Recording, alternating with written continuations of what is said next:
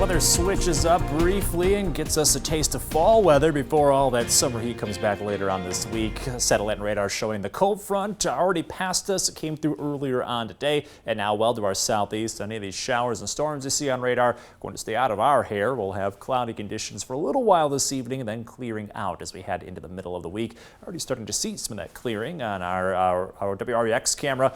Down to 72 currently, breezy northwest winds bringing in the cooler air.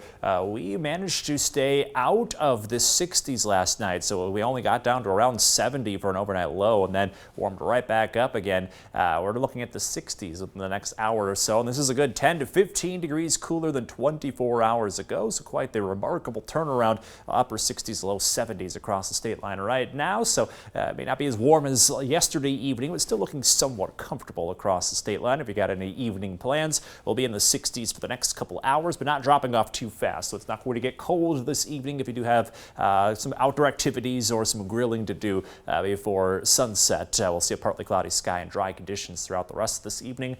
Later tonight, a little free air conditioning down to 55. This is about 15 degrees colder than where we were as of last night. We'll have a mainly clear sky and those breezy northwest winds do go light as we go throughout the overnight hours. Tomorrow morning starting off cool, but we do get into a little heat. We're in the low 70s by the end of the morning under a mainly sunny sky, so a little brisk to start off the day as you send the kids off to the school bus or off to school, but they probably won't need those fall jackets for long as we do get close to 80 degrees tomorrow, upper 70s in the forecast under a mainly sunny sky. A decent break, though, from the heat we've felt the last couple days.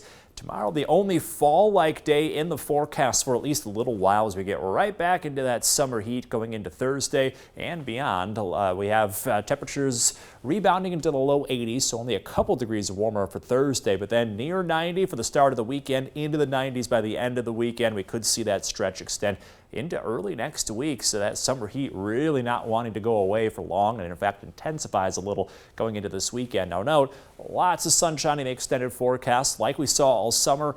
Rain really hard to come by, and that's not going to change for the next week or so. Over the last 3 weeks, we've seen barely a quarter of an inch of rainfall, about an inch and a half below average this month, and nearly 13 inches below average since the start of the year. And a lot of that was the spring and summer getting us into this drought pattern, and that's not going to stop anytime soon. Lots of sunshine ahead and not much for rainfall as we go throughout the next 7 to 10 days. You see in the forecast, we'll be hot and sunny going into the weekend with humidity on the rise, so it feels a little muggy this weekend. Early next week, still in the low 90s to upper 80s with lots of sun.